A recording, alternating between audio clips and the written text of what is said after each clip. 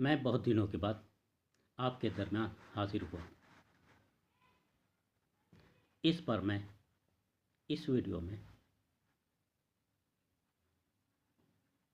आपको ये बताने की कोशिश करूँगा कि लोकसभा इलेक्शन में इंडिया का प्रदर्शन बिहार में इतना कमज़ोर क्यों हुआ है।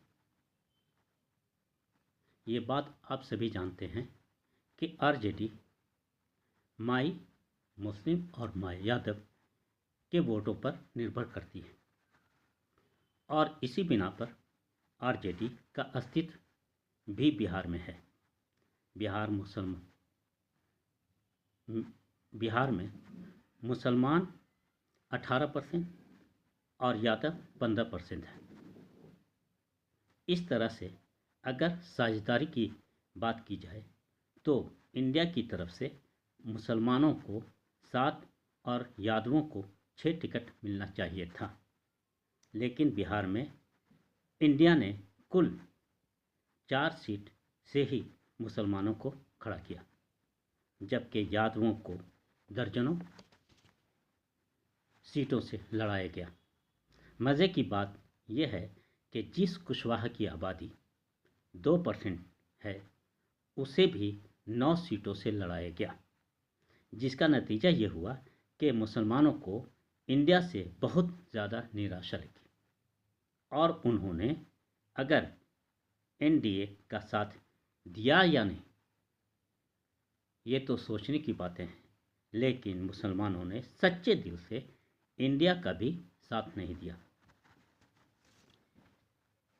ये बात एलानिया तौर से भी कहा जाता है कि आरजेडी यादवों की पार्टी है और लालू यादव तेजस्वी यादवों के लीडर हैं, लेकिन जब हम यादवों का जायज़ा लेते हैं तो 7 यादव बिहार में जीत कर आए हैं। उनमें आरजेडी से सिर्फ 2 और एक पप्पू यादव के तौर पर जीत पाए। बाकी 4 यादव, 2 जदयू और 2 बीजेपी से जीते हैं। इसका मतलब ये हुआ कि यादव आरजेडी को अपना नहीं मानते हैं, बल्कि उसके लिए बीजेपी और जदयू दोनों ही बेहतर पार्टियां हैं। बिहार से स्वर्ण में यानी ऊंची जातियों से यानी राजपूत से 6, ब्राह्मण से 2, भूमियार से 3 और 1 कास्ट जीत कर आए हैं, लेकिन इंडिया के सिर्फ 1 राजपूत यानी 12 में से 1 राजपूत जीते हैं। इसका मतलब है कि जिस पर इंडिया और ख़ासकर कांग्रेस के लोगों ने बहुत ज़्यादा भरोसा किया था, उन्होंने इंडिया को सिरे से निकाल दिया। इस तरह इंडिया के एक अति पिछड़े, एक दलित और 2 कुर्मी कुशवाहा के लोग जीत कर आए हैं, जबकि 2 मुसलमान कटिहार से तारिक अनवर और जावेद अहमद किशनगंज से जीते हैं। इस तरह अगर पूरे जाति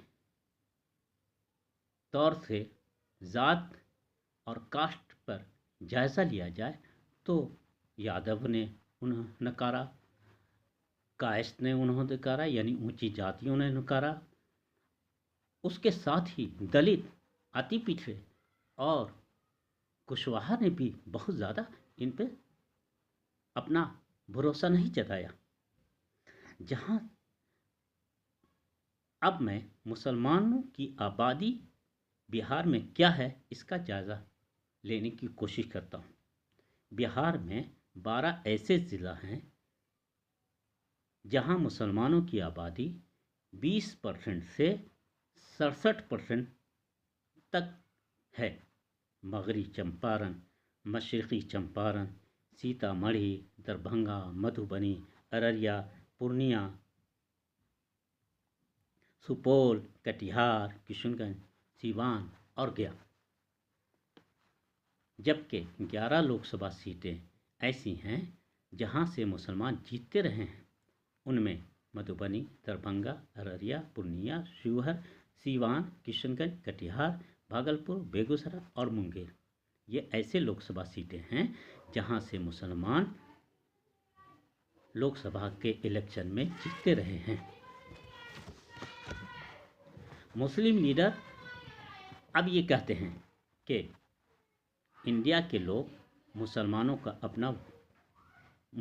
को अपना वोटर तो मानते हैं, लेकिन उन्हें अपनी हुकूमत में लीडरशिप में साझेदारी बनाना नहीं चाहते हैं।